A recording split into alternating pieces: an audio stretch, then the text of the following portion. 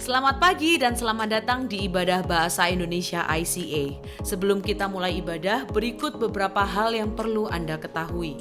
Pada tanggal 15 hingga 20 Januari, ICA akan mengadakan ibadah doa puasa tahun baru. Informasi selengkapnya akan menyusul. Namun mari rencanakan dari sekarang untuk berpartisipasi dan mulai memikirkan apa yang akan Anda putuskan untuk berpuasa, serta permohonan yang ingin Anda bawa kepada Tuhan di tahun 2024. Presentation Sunday akan dilaksanakan pada hari Minggu 28 Januari. Ini adalah sebuah ibadah minggu di mana kita berdoa bagi anak-anak dan orang tua mereka. Jika Anda ingin mendedikasikan anak Anda kepada Tuhan pada hari itu, silakan scan kode QR berikut dan segera mendaftar. Pendaftaran akan ditutup pada tanggal 23 Januari, jadi daftarlah sekarang juga. Sumbangan dana untuk beasiswa YDP memiliki kode QR yang baru. Dana beasiswa YDP membantu anak-anak remaja kurang mampu di komunitas agar dapat mengejar impian mereka untuk mendapatkan pendidikan di perguruan tinggi. Pemberian untuk program ini sekarang memiliki kode QR sendiri, sehingga akan lebih mudah untuk Anda memberi dan mendukung impian anak-anak di YDP. Informasi bagi semua volunteer YDP dan Anda yang mungkin tertarik menjadi volunteer YDP. Bergabunglah bersama kami dalam Volunteers Info Session YDP pada hari Minggu 28 Januari di ICA West mulai pukul 2 siang. Daftar menggunakan kode QR ini dan dengarkan bagaimana Anda dapat membantu memberikan dampak melalui social ministry di ICA. Memberikan persembahan menjadi semakin mudah. Silakan scan QR Code di layar dengan menggunakan aplikasi bank Anda atau kunjungi icaspy.com/giving untuk informasi lebih lanjut. Untuk informasi lebih lanjut tentang kegiatan di gereja ICA, tautan penting, pengumuman yang mungkin terlewatkan, serta form pendaftaran, silakan mengunduh aplikasi Church Center, satu aplikasi untuk semua informasi tentang ICA Surabaya.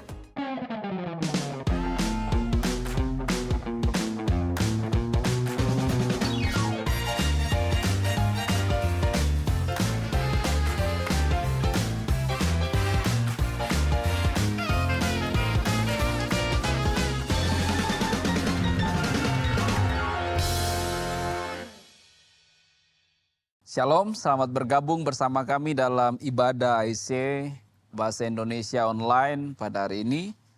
Saya Pastor Roy dan hari ini kita masih berada pada seri tentang sehat rohani. Dan ini adalah minggu ketiga dari sehat rohani. Dan pada hari ini kita akan khusus berbicara pada bagian yang ketiga, yaitu disiplin dalam berdoa. Dan sebelum kita akan membaca firman Tuhan dan mendengarkan firman Tuhan, saya mengajak kita untuk berdoa terlebih dahulu. Kami bersyukur ya Tuhan, Kau hadir bersama kami saat ini di tempat di mana kami berada. Dan Tuhan tolong setiap kami yang mendengarkan firman-Mu secara online. Tuhan pimpin agar firman yang kami dengar menolong kami untuk bertumbuh, mengoreksi kami, membimbing kami, dan mengarahkan hidup kami pada kehendak-Mu. Dan dalam tahun ini kami terus berjalan dalam pimpinan-Mu, kami berjalan dalam disiplin-disiplin rohani yang menolong kami untuk bertumbuh dalam iman. Terpujilah nama-Mu, berbicara bagi kami karena kami siap. Dalam nama-Mu Yesus kami berdoa. Amin. Baik, teks hari ini terambil dalam Efesus pasal yang ke-6, ayat yang ke-18. Saya akan bacakan untuk kita.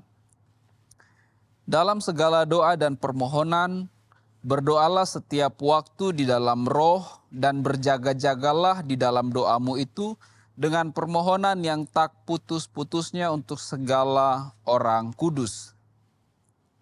Almarhum papa saya itu adalah salah seorang yang hobinya itu mancing. Dan dia suka mancing di laut. Dia punya perahu sendiri yang dia buat.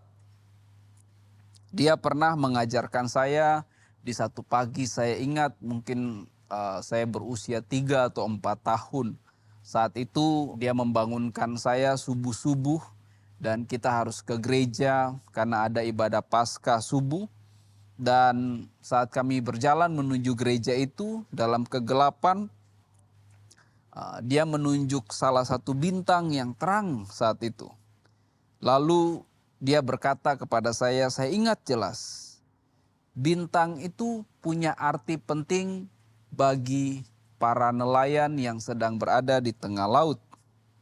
Ketika mereka selesai menangkap hasil tangkapan mereka, mereka akan melihat bintang itu yang akan menjadi petunjuk untuk mereka kembali pesisir seperti itu. Dan bintang itu menunjukkan posisi arah timur, jalan pulang. Singkatnya dia berkata seperti itu. Sungguh menarik, pada halaman terakhir dari Alkitab, kita akan menemukan sebutan yang baru terhadap Kristus. Di situ tertulis Yesus disebut sebagai bintang timur. Wahyu 22 ayat 16 berkata, Aku, Yesus, telah mengutus malaikatku untuk memberi kesaksian tentang semuanya ini kepadamu bagi jemaat-jemaat. Aku, Yesus, adalah Tunas, yaitu keturunan Daud, bintang timur yang gilang gemilang. Di sini Yesus menyebut dirinya disebut bintang pagi, bintang timur, yang menekankan bahwa bintang pagi, bintang timur itu tanda kedatangan dari fajar atau hari yang baru. Demikianlah Yesus adalah pembawa dari hari keselamatan atau pembawa dari tanda zaman baru, yaitu tanda dari zaman keselamatan.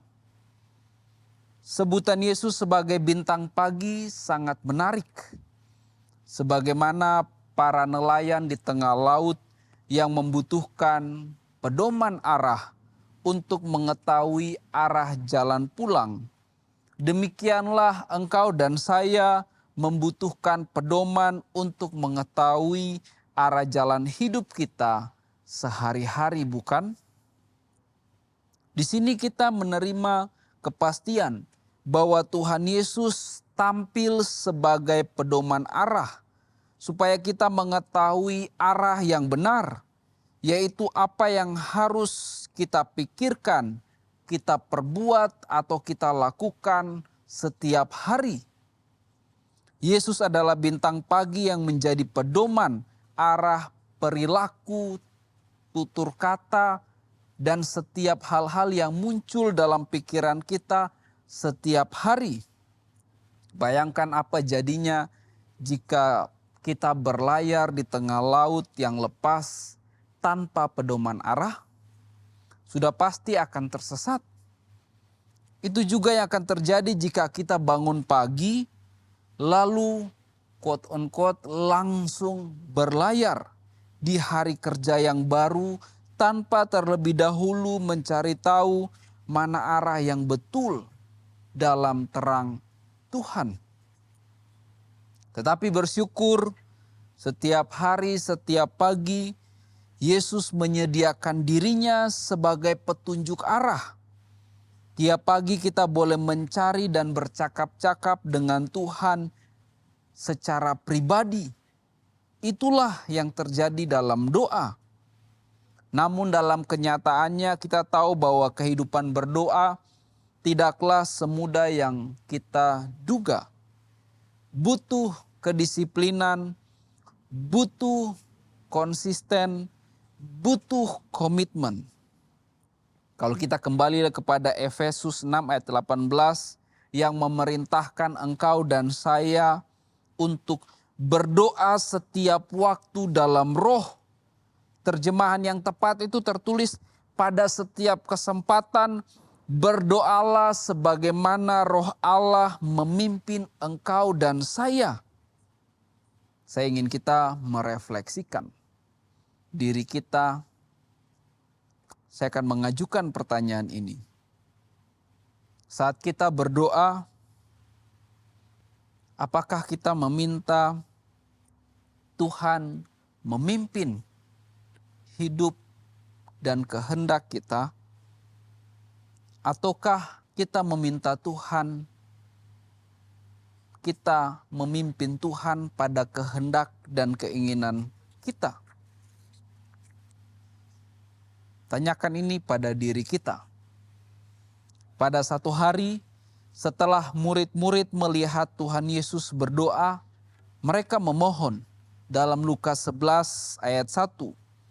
Tuhan, ajarlah kami berdoa. Lalu ketika kita melihat dalam Matius 6 ayat 9 sampai yang ke-10, saat murid-murid meminta Yesus mengajarkan mereka berdoa, Yesus berkata, karena itu berdoalah demikian, Bapa kami yang di sorga, dikuduskanlah namamu, datanglah kerajaanmu, jadilah kehendakmu di bumi seperti di sorga. Ini perkataan Tuhan Yesus kepada para muridnya yang datang dan berkata, Tuhan ajarlah kami berdoa. Pernahkah kita mempunyai seorang sahabat atau teman yang kira-kira kalau kontak kita itu hanya ada maunya saja, hanya mau minta tolong, setelah kita tolong dia, lalu menghilang begitu saja. Lalu tiba-tiba datang lagi atau kontak kita lagi, sudah pasti tujuannya ada maunya, ada perlunya. Hanya komunikasi kalau ada maunya. Kalau kita lihat sekarang di media sosial, banyak muncul meme agar silaturahmi tidak putus, pinjam dulu 100. Setelah dapat, lalu lenyap begitu saja tanpa jejak. Pernahkah kita punya sahabat, teman, atau anggota keluarga yang seperti itu? Pasti kita pernah punya pengalaman seperti itu. Yang kalau datang berkomunikasi menghubungi lewat chat, Facebook, media sosial, atau by phone, atau mendatangi, sudah pasti ada maunya, butuhnya. Gak enak punya sahabat, anggota keluarga, atau teman seperti itu, bukan? Itu bukan persahabatan, itu manipulasi. Itu bukan komunikasi, tapi itu memperalat. Kalau ketemu seperti yang viral di TikTok atau Reels atau video pendek yang ada di IG, Facebook atau YouTube. Hei, apa kabar? Baik ya. Lalu ujungnya minta tolong dong. Pinjam dulu 100 dan sebagainya. Kesal bukan bersahabat dengan orang-orang seperti itu? Tahukah kita bahwa beberapa orang Kristen ketika berkomunikasi dengan Tuhan bisa terjebak seperti itu. Menganggap itu adalah sebuah doa, disiplin doa. Mereka menganggap itu adalah komunikasi yang benar dengan Tuhan. Tetapi di hadapan Tuhan yang Maha Tahu, Tuhan mengatakan, tidak anakku, engkau tidak sedang berkomunikasi dengan aku. Engkau sedang memanipulasi aku, memperalat aku.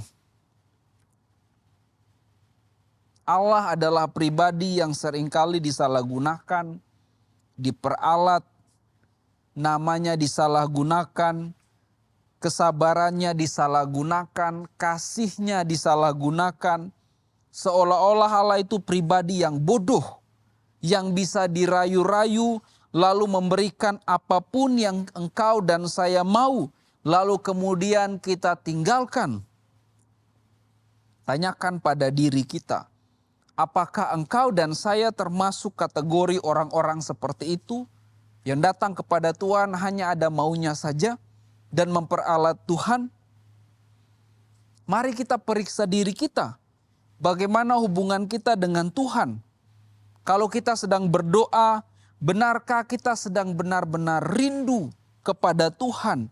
Benarkah pribadinya yang kita cari untuk kita berkomunikasi, meminta petunjuk, bimbingan? Atau jangan-jangan kita rajin berdoa karena bisnis kita sepi? Atau kita rajin bangun pagi-pagi berdoa karena kita ingin disembuhkan. Atau karena ada orang-orang yang kita cintai sedang sakit dan butuh kesembuhan. Apakah itu komunikasi, relasi kasih dengan Tuhan dalam terang firman? Ataukah kita sedang mempergunakan Allah untuk mengabulkan apa yang engkau dan saya inginkan? Apa sih itu berdoa? Doa adalah berkomunikasi dengan Allah, tetapi komunikasi yang khusus. Karena yang kita ajak berkomunikasi adalah Allah, Sang Pencipta engkau dan saya, Sang Pemberi hidup, Pencipta alam semesta dan segala isinya. Dia yang menentukan mati dan hidupnya engkau dan saya. Dia yang menentukan apakah nafas hidup engkau dan saya akan berlanjut atau berhenti. Dia yang akan menentukan jantung, otak, organ tubuh kita terus bekerja atau berhenti. Di tangannya lah Ia menentukan segala sesuatu. Dia Allah Maha Kasih, Kudus, Hadir, Maha Tahu, Maha segala-galanya. Komunikasi adalah percakapan dua pribadi paling tidak. Tetapi dalam doa, komunikasi ini menjadi khusus. Karena pribadi yang kita ajak bicara, yang kita ajak berkomunikasi bukanlah pribadi yang setara dengan kita, selevel dengan kita. Ini membutuhkan kesadaran bahwa setiap anak Tuhan yang berkomunikasi dengan Tuhan dalam doa harus punya kesadaran yang pertama adalah siapa yang sedang engkau dan saya ajak bicara. Dalam disiplin doa, ini yang kita pikirkan, yang kita renungkan. Siapa yang sedang engkau dan saya ajak bicara? Kalau dalam budaya kita biasa diajarkan pengucapan kata, sikap diri, bahasa tubuh saat berkomunikasi dengan teman sebaya atau dengan orang yang lebih tua itu berbeda sekali. Kita dididik dengan cara itu. Kalau berbicara saya walaupun dari Ambon ada budaya yang juga mengajarkan bagaimana sikap hormat, kata-kata yang digunakan kepada orang tua itu berbeda. Dan apalagi saya juga dibesarkan di Solo dengan tata krama yang sangat menghormati orang yang lebih tua dalam bertutur kata. Dalam penggunaan bahasa pun punya bahasa dan intonasi yang berbeda. Sikap badan pun, sikap tubuh kita ketika berbicara, bertemu dengan orang yang lebih tua pun itu juga berbeda. Dan itu diajarkan. Sopan santun dan tata krama dan sebagainya. Perhatikan, ketika kita berdoa, Tuhan bukan pribadi yang setara dengan kita. Dia bukan pribadi yang lebih rendah dari kita. Dia bukan pribadi yang bisa dimanipulasi, dia bukan pribadi yang bodoh. Tetapi dia adalah pribadi yang punya kuasa, begitu rupa, begitu luar biasa. Bahkan menentukan mati dan hidupnya engkau dan saya, menentukan selamatnya engkau dan saya atau tidak. Pada waktu kita sedang berdoa kepada Tuhan, kesadaran siapa Tuhan itu penting. Ketika kita sadar siapa itu Tuhan, sekaligus kita sadar siapa diri kita. Kita hanyalah salah satu ciptaan dalam alam semesta ini. Kalau kita lihat hutan Papua, Sumatera, Kalimantan, dan hutan-hutan yang lain yang luas dan kita tempatkan diri kita di situ, kita hanyalah salah satu ciptaan dari berbagai macam ciptaan yang lain. Bila dibandingkan saat ini kurang lebih ada 8,45 miliar jumlah total populasi manusia di bumi. Dan kita cuma salah satunya. Allah tahu siapa engkau dan saya. Orang yang suka memanipulasi, sombong, penuh dosa, kotor dan hanya mau datang kepada Dia kalau ada maunya. Kesadaran siapa kita di hadapan Tuhan itu membuat kita tidak berani sombong dan memanipulasi Tuhan. Dan walaupun kita bagian kecil, tapi lihat, Tuhan sangat menghormati dan mengasihi engkau dan saya. Dia sangat menyayangi kita. Hanya saja kita kerap kali tidak tahu diri dalam berdoa. Kita sebagai orang percaya sadar ketika kita berdoa dan ketika kita berkata, Bapa kami yang ada di surga. Itu adalah bentuk kesadaran siapa yang sedang kita ajak bicara. Allah pusat kehidupan. Bukan kita pusat kehidupannya Tuhan. Jangan dibalik. Allah pusat kehidupan. Engkau dan saya, semua makhluk ciptaan. Bukan kita pusat kehidupan Tuhan. Allah tempat engkau dan saya bergantung. Bukan kita jadi tempat Tuhan bergantung. Kita semua sangat bergantung kepada Tuhan. Siapapun engkau, baik itu engkau bos, engkau karyawan, baik itu engkau asisten rumah tangga, apa yang disebut apa pembantu, neni, baik itu engkau pendeta, rohaniawan, engkau apa aktivis gereja dan sebagainya. Kita semua bergantung kepada Tuhan. Allah bukan kacung kita yang harus selalu memenuhi apa yang kita mau dan kita minta. Tetapi kitalah yang seharusnya memenuhi, melakukan apa yang Tuhan minta dan perintahkan. Itulah arti dari pengikut Kristus, melakukan kehendak Tuhan. Ikuti perintah Tuhan. Kerjakan apa yang Tuhan perintahkan. Seringkali manusia memperlakukan Tuhan seperti bawahannya. Coba perhatikan kesaksian orang-orang tertentu tentang Tuhan. Ada yang memuliakan Tuhan, kita tersentuh, membuat kita kagum akan keagungan, kasih, kebesaran Tuhan. Tetapi tidak sedikit yang bersaksi terlalu berani mulutnya. Ada yang berkata, ketika saya menghadapi persoalan, saya marah sama Tuhan. Saya tidak mengerti maunya Tuhan itu apa sih? Mengapa ia tidak menyembuhkan orang yang saya cintai? Tuhan seolah-olah dokter yang kita bisa beli dengan uang kita dan kita perintahkan dia untuk mengerjakan apa yang kita mau dengan uang kita. Seolah-olah Tuhan itu pembantu yang harus memenuhi keinginan kita. Dan kita yang menjadi tuan atas Tuhan. Jangan lakukan ini dalam disiplin doa kita.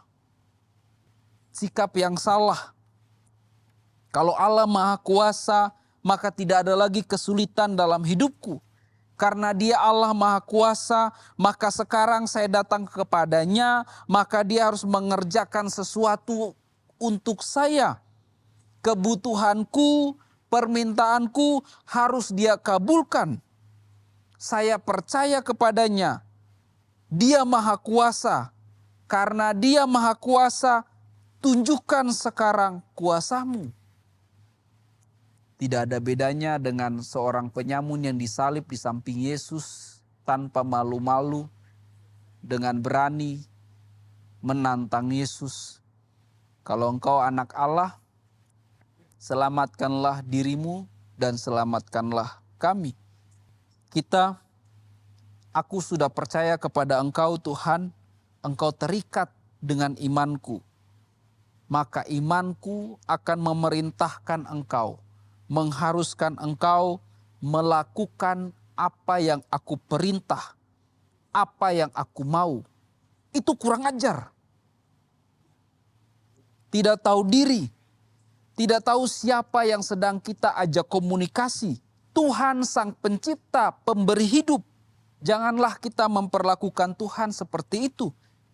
Ketika kita berdoa, Bapa kami yang di sorga, ingat siapa Dia. Orang Yahudi ketika mereka berbicara tentang Tuhan itu takut dan gentar ada pada diri mereka.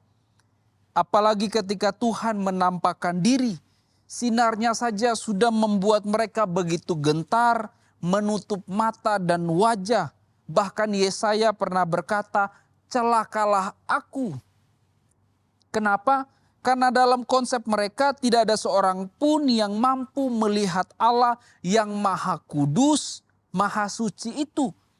Bahkan ketika orang Yahudi membaca nama Tuhan, begitu hormat, takut, dan gentar. Sehingga ketika mereka harus menyebut nama Yahweh, mereka menukarnya dengan kata ganti tentang Tuhan. Kata ganti tentang Tuhan itu yang biasa kita temukan. Ada Elohim, pencipta maha kuasa, Elyon, Allah yang maha tinggi, El Roi, Allah yang melihat, El Shaddai, Allah yang maha perkasa, Adonai, dan sebutan-sebutan yang lain. Kata-kata itu disebutkan sebagai kata ganti untuk menghindari penyebutan nama Tuhan yang begitu kudus. Penghormatan, tata krama, sopan santun, inilah yang perlu ada dalam diri kita saat engkau dan saya melakukan disiplin doa. Tidak sembarang, tidak memandang rendah, tidak memandang Allah setara atau di bawah kita. Itu terlihat dari bagaimana kita berbicara dan bagaimana kita meminta berkomunikasi dengan Tuhan. Kesadaran bahwa Tuhan adalah pribadi yang luar biasa, mulia, kudus, itu harus ada dalam diri kita. Kita tidak sedang selevel dengan Tuhan. Kesadaran inilah yang menentukan sikap kita ketika kita datang kepada Tuhan. Dan bagaimana kita berkata-kata dalam doa yang harus kita katakan. Tanyakan pada diri. Setiap kita masing-masing termasuk saya. Apakah saat kita datang kepada Tuhan ketika kita berdoa. Itu ketika kita berdoa rasanya benar-benar berbeda.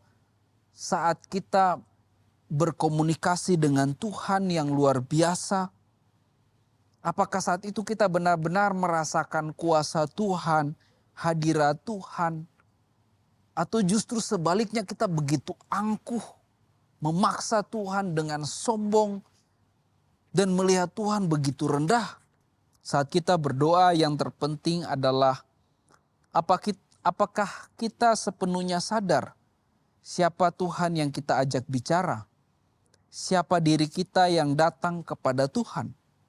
Kesadaran ini akan mempengaruhi setiap kata-kata yang kita ucapkan kepada Dia. Kita tidak berani memanfaatkan Tuhan, kurang ajar kepadanya, mengklaim Tuhan, bentak-bentak Tuhan seolah-olah Dia adalah kacung kita dan harus taat pada kita. Kesadaran siapa kita di hadapan Tuhan itu akan menimbulkan rasa hormat dan terjadinya hubungan kasih, bukan hubungan ketakutan.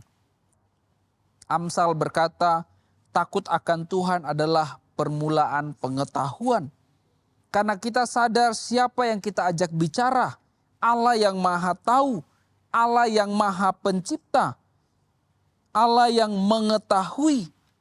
Sampai ke kedalaman hati, motif, Dia tahu. Dia punya pengetahuan itu. Ketika kita berdoa kepada Tuhan, ada sikap hormat. Karena kita mengenal siapa yang kita ajak bicara. Allah pencipta yang hidup kita benar-benar bergantung dan ditentukan oleh Dia.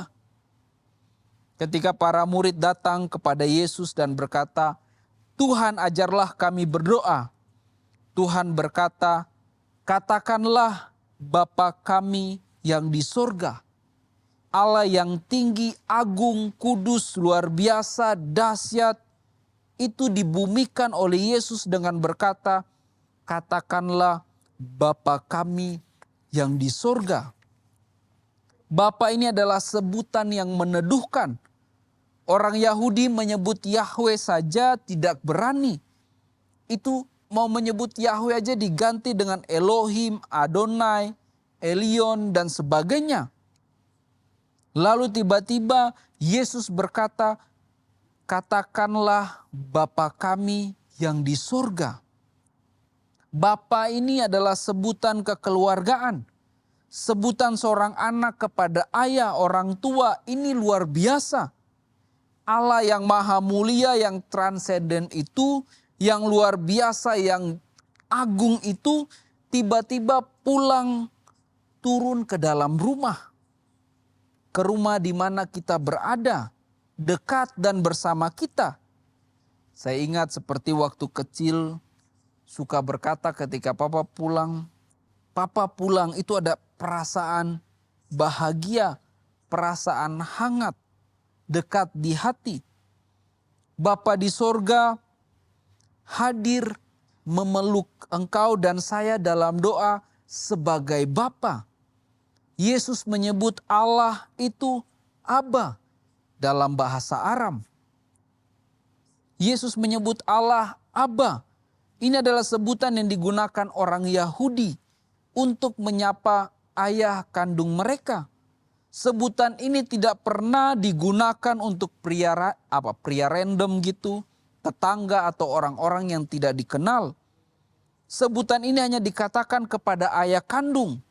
Ini yang dikatakan Yesus. Sekarang jika engkau dan saya berdoa, katakanlah Bapa kami yang di surga. Dengan memanggil Bapa, Yesus sedang mengajarkan bahwa Dia adalah pemeliharamu. Dia penciptamu. Tempat engkau meminta, Dia mengetahui kebutuhanmu sekaligus engkau anak yang Dia kasihi. Itu adalah sebutan yang sangat menyejukkan. Tidak pernah ada satu agama yang menyebut Allahnya Bapa. Hanya Kristen, pengikut Kristus. Tidak pernah ada satu agama yang mengajarkan Sang Pencipta itu begitu dekat. Tetapi Yesus mengajarkan, katakanlah Bapa kami yang di surga. Kita takut, tetapi kita tidak ketakutan. Kita justru menghormati. Dia dekat di hati kita. Ketika kita berelasi dengan Tuhan, kita benar-benar berkomunikasi bukan sekedar regulasi dan tidak ada unsur manipulasi. Lalu kita mengatakan apa yang engkau butuhkan kepada Bapa. Tidak perlu bermanis-manis, menggertak, mengklaim karena Dia Bapa engkau dan saya. Saya mengerti bahwa mungkin ada di antara kita yang sulit untuk memanggil Tuhan kita Bapa.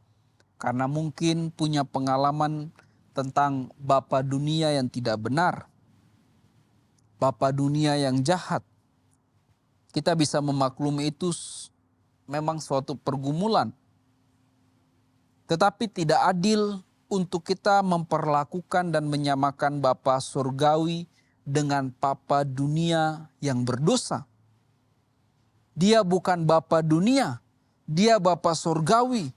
Karena itu Yesus berkata, jika engkau berdoa, katakanlah Bapa kami yang di surga. Sebab Dia bukan Bapa dunia yang berdosa. Dia Bapa ilahi kita. Dia Bapa yang penuh kasih, mengirim putra tunggalnya bagi engkau dan saya. Ketika kita tidak mempunyai jalan sebagai orang berdosa yang tersesat, diperbudak oleh dosa, dipermalukan oleh dosa, direndahkan, hilang harga diri dan nilai kita karena dosa, layak dihukum. Dia mengirim putra tunggal untuk mati, menebus dosa engkau dan saya, memuliakan engkau dan saya, mengangkat engkau dan saya, menyebut engkau dan saya berharga, karena Dia mengasihi engkau dan saya. Dia mengasihi dan memberi putranya untuk membenarkan engkau dan saya, memikul dosa kita. Dan kita yang percaya menjadi orang benar. Orang benar bukan karena kemampuan usaha kita, tapi orang benar karena kita dibenarkan oleh darah Kristus. Engkau dan saya dibenarkan oleh darah Kristus. Bukan karena kita membenarkan diri kita. Kita manipulatif, kotor, dan berdosa. Tetapi kasih Kristus yang membenarkan engkau dan saya. Yesus dikirim oleh Bapa Surgawi bagi engkau dan saya karena Dia mengasihi engkau dan saya. Sebagai orang benar, saat kita berdoa, tentu didengar oleh Tuhan. Ketika kita bukan orang benar, Allah tidak wajib untuk mendengarkan doa kita. Allah tidak wajib mendengarkan doa orang-orang yang tidak dibenarkan oleh Kristus. Kenapa? Karena bukan anak-anaknya. Engkau dan saya didengar oleh Kristus, oleh Bapa yang di sorga, karena kita dibenarkan oleh darah Kristus. Yakobus 5 ayat 16b, doa orang yang benar, bila dengan yakin didoakan sangat besar kuasanya. Ketika kita berdoa, Allah memasang telinga karena kita dibenarkan oleh darah Kristus, diberi hak untuk menjadi anaknya, diberi hak untuk memanggil Allah yang Maha Kudus itu Bapa. Telinganya dipasang, matanya melihat dan berkata, apa yang engkau butuhkan? Minta padaku, minta sebagai orang benar, minta sebagai orang yang dipimpin oleh Roh Allah. Sehingga muncul ayat Matius 7 ayat 7, mintalah maka akan diberikan kepadamu, carilah maka kamu akan mendapat, ketoklah maka pintu akan dibukakan bagimu. Itu janji Tuhan. Bapa yang kita sebut Allah yang berdaulat. Keputusan terakhir ada padanya. Dia bukan semena-mena atau otoriter, tetapi dia punya otoritas. Kita harus mengakui bahwa Tuhanlah pemegang otoritas tertinggi dalam hidup kita.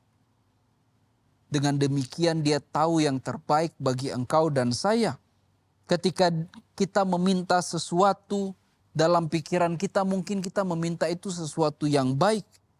Minta roti, minta ikan. Tetapi dalam pandangan Tuhan yang kita minta justru adalah batu dan ular, dan itu membahayakan diri kita. Dia maha tahu dan pengetahuannya itu melampaui pengetahuan kita. Sehingga dia tahu yang terbaik. Bapa tahu kebutuhan terbaik bagi engkau dan saya menurutnya. Dan itu adalah keputusan tertinggi yang ada di tangannya. Dia tidak jahat, dia tidak mengabulkan permintaan kita, tetapi memberi yang terbaik menurutnya. Pada akhirnya yang terbaik bagi kita menurut Tuhan itu yang akan terjadi dalam pandangan dia yang terbaik. Matius 7 ayat 11, jadi jika kamu yang jahat tahu memberi pemberian yang baik kepada anak-anakmu, apalagi Bapamu yang di sorga, ia akan memberikan yang baik kepada mereka yang meminta kepadanya. Yang bilang baik ini adalah Bapa di sorga. Baik menurut pengetahuan, menurut kedaulatan Bapa di sorga. Bukan baik menurut pengetahuan kita, keinginan kita, tetapi baik menurut kedaulatan Tuhan. Kalau kita kembali dalam Efesus 6 ayat 18, dalam segala doa dan permohonan, berdoalah setiap waktu di dalam roh, dan berjaga-jagalah di dalam doamu itu dengan permohonan yang tak putus-putusnya untuk segala orang kudus. Berdoa dalam pimpinan Roh Allah. Perhatikan ini. Berdoa dalam pimpinan Roh Allah, itulah disiplin yang benar dalam berdoa. Ada ungkapan yang berkata, bersikaplah seperti unta. Tiap pagi unta akan berlutut untuk meletakkan muatan di atas punggungnya. Sepanjang hari unta akan berjalan membawa muatan itu. Pada malam hari unta akan berlutut kembali supaya muatan itu kembali diturunkan. Setiap kita berdoa, kita sedang mendisiplin diri kita untuk dipimpin oleh Roh Allah. Lalu dalam pimpinan Roh Allah, kita akan meminta tugas apa yang Tuhan kehendaki untuk engkau dan saya perbuat hari itu. Lalu di malam hari saat kita kembali berlutut dan berdoa dalam pimpinan Roh Allah, kita menyerahkan, mempertanggungjawabkan kepada Tuhan apa yang telah hari itu, sepanjang hari itu kita kerjakan untuk Tuhan. Yesus di Taman Getsemani mewakili manusia yang taat, perwakilan dari manusia yang baru, iman yang berpusat kepada teosentrik, kepada Allah.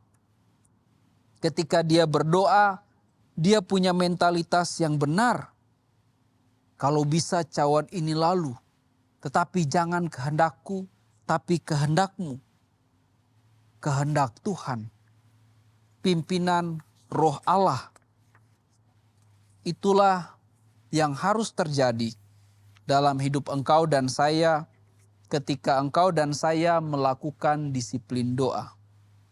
Ketika kita melakukan disiplin doa, perhatikan siapa diri kita di hadapan Tuhan. Dan ketika kita melakukan disiplin doa, Roh Allah yang harus memimpin engkau dan saya. Baik, demikian firman Tuhan. Mari kita siapkan hati kita. Kita akan masuk ke dalam perjamuan kudus. Saya meminta untuk kita semua yang ada di tempat kita mempersiapkan roti dan anggur. Saya akan membaca firman Tuhan. Sebab apa yang telah kuteruskan kepadamu, telah aku terima dari Tuhan, yaitu bahwa Tuhan Yesus pada malam waktu ia diserahkan mengambil roti, dan sesudah itu ia mengucap syukur atasnya. Ia memecah-mecahkannya dan berkata, inilah tubuhku yang diserahkan bagi kamu. Perbuatlah ini menjadi peringatan akan aku.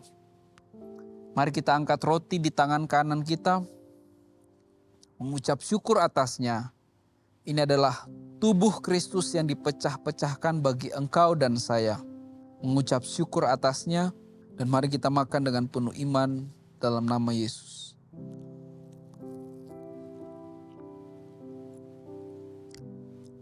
Demikian juga ia mengambil cawan sesudah makan, lalu berkata, cawan ini adalah perjanjian baru yang dimeteraikan oleh darahku.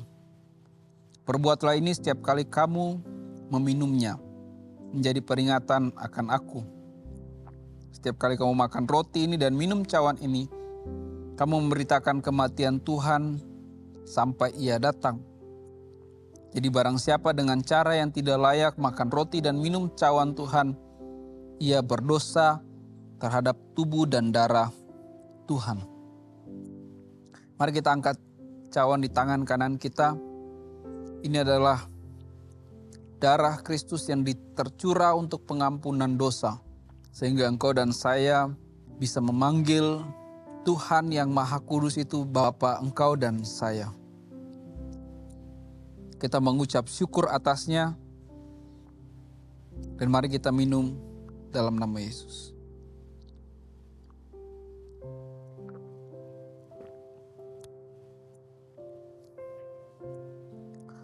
Ya Tuhan, kami mengucap syukur untuk tubuh dan darah-Mu yang telah Engkau curahkan bagi kami, yang Engkau berikan. Kami diselamatkan, disucikan oleh pengorbanan-Mu ya Tuhan. Kami bersyukur. Dan kami juga bersyukur untuk firman-Mu yang datang bagi kami. Tuhan, pimpin kami melalui firman-Mu, agar dalam doa-doa yang kami naikkan, hati kami benar-benar menghormati. Hidup kami benar-benar menghormati.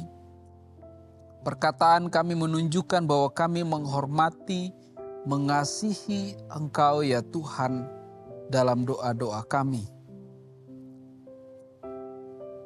Dan ketika kami berdoa, kami mendisiplin diri kami untuk dipimpin oleh Roh Allah. Ketika kami berdoa, kami mendisiplin diri kami untuk percaya akan kedaulatan Tuhan atas hidup kami. Ketika kami berdoa, kami mendisiplin diri kami bahwa yang terbaik dari Tuhanlah yang akan terjadi atas hidup kami, pergumulan kami, kesulitan yang sedang kami hadapi. Yang terbaik menurut Tuhanlah yang terjadi atas kami. Pimpin hidup kami ya Tuhan. Mari angkat tangan kita di hadapan Tuhan. Tuhan memberkati engkau dan melindungi engkau. Tuhan menyinari engkau dengan wajah-Nya dan memberi engkau kasih karunia. Tuhan menghadapkan wajah-Nya kepadamu dan memberi engkau damai sejahtera. Dalam nama Yesus kami berdoa dan bersyukur. Amin. Terima kasih, Tuhan Yesus memberkati dan sampai jumpa di ibadah selanjutnya. Tuhan memberkati. Kami senang Anda bergabung dengan ibadah ICA hari ini. Selamat berakhir pekan dan sampai jumpa minggu depan. Tuhan berkati Anda dan keluarga. Pada tanggal 15 hingga 20 Januari, ICA akan mengadakan ibadah doa puasa tahun baru. Informasi selengkapnya akan menyusul. Namun mari rencanakan dari sekarang untuk berpartisipasi dan mulai memikirkan apa yang akan Anda putuskan untuk berpuasa, serta permohonan yang ingin Anda bawa kepada Tuhan di tahun 2024. Presentation Sunday akan dilaksanakan pada hari Minggu 28 Januari. Ini adalah sebuah ibadah minggu di mana kita berdoa bagi anak-anak dan orang tua mereka. Jika Anda ingin mendedikasikan anak Anda kepada Tuhan pada hari itu, silakan scan kode QR berikut dan segera mendaftar. Pendaftaran akan ditutup pada tanggal 23 Januari, jadi daftarlah sekarang juga. Sumbangan dana untuk beasiswa YDP memiliki kode QR yang baru. Dana beasiswa YDP membantu anak-anak remaja kurang mampu di komunitas agar dapat mengejar impian mereka untuk mendapatkan pendidikan di perguruan tinggi. Pemberian untuk program ini sekarang memiliki kode QR sendiri, sehingga akan lebih mudah untuk Anda memberi dan mendukung impian anak-anak di YDP. Informasi bagi semua volunteer YDP dan Anda yang mungkin tertarik menjadi volunteer YDP. Bergabunglah bersama kami dalam Volunteers Info Session YDP pada hari Minggu 28 Januari di ICA West mulai pukul 2 siang. Daftar menggunakan kode QR ini dan dengarkan bagaimana Anda dapat membantu memberikan dampak melalui social ministry di ICA. ICA Kids mencari sukarelawan untuk membantu dalam bidang musik, pujian, sound, dan LCD. Mari bersama membantu Next Gen di ICA dengan mendaftar sekarang juga. Memberikan persembahan menjadi semakin mudah. Silakan scan QR Code di layar dengan menggunakan aplikasi bank Anda atau kunjungi icaspy.com/giving untuk informasi lebih lanjut. ICA membuka kesempatan untuk Anda dapat bergabung menjadi volunteer di ICA untuk melayani dalam bidang service media dan juga hospitality. Untuk mendaftarkan diri menjadi volunteer di ICA, Anda bisa scan QR Code di layar atau di meja informasi yang ada di lobi. Mari melayani Tuhan dan memberkati gerejanya. Kelompok kecil adalah cara terbaik untuk terhubung dan bertemu dengan lebih banyak teman di ICA. Apabila Anda belum tertanam dalam komunitas Go Group di ICA, silakan kunjungi website ICA atau buka dari aplikasi Church Center untuk menemukan Go Group yang tepat bagi musim kehidupan Anda saat ini. Mari bertumbuh melalui Go Group. Kami rindu untuk bisa mendoakan Anda. Bagikan pokok doa Anda melalui tautan bit.ly/ICA Prayer Online dan bersama kita melangkah dan percaya bahwa Tuhan bekerja. ICA Prayer Service diadakan setiap hari Selasa pada pukul 6.30 sampai 7.30 malam lewat Zoom. Anda bisa mengunjungi Instagram kami @ICSBY untuk mendapatkan meeting ID-nya. Mari menyembah dan berdoa bersama. Tahukah Anda bahwa catatan khotbah ICA dapat ditemukan setiap minggunya di aplikasi Alkitab YouVersion? Setelah mengunduh aplikasi YouVersion, cukup klik Events, Ketik lokasi ICA Anda di hari itu, yaitu ICA West atau ICA East, untuk menemukan catatan khotbah dan semua ayat Alkitab untuk khotbah hari Minggu tersebut. Selamat mencoba! Untuk informasi lebih lanjut tentang kegiatan di gereja ICA, tautan penting, pengumuman yang mungkin terlewatkan, serta form pendaftaran, silakan mengunduh aplikasi Church Center, satu aplikasi untuk semua informasi tentang ICA Surabaya. ICA mengadakan ibadah setiap minggu di gereja dan juga online di YouTube channel ICA Surabaya. Jadwal ibadah di cabang West dan ibadah online adalah jam 8 pagi untuk ibadah bahasa Indonesia dan jam 10 pagi untuk ibadah bahasa Inggris. Sementara di cabang East, ibadah bahasa Indonesia diadakan pada jam 8 pagi, lalu untuk bahasa Inggris ada di jam 9.15 dan jam 11 pagi. Bergabung bersama kami setiap hari Minggu untuk menyembah dan belajar firman Tuhan bersama-sama. Ikuti sosial media ICA Surabaya di YouTube, Facebook, Instagram, dan Spotify. Anda dapat menemukan berbagai informasi, playlist musik, video, renungan, dan lainnya.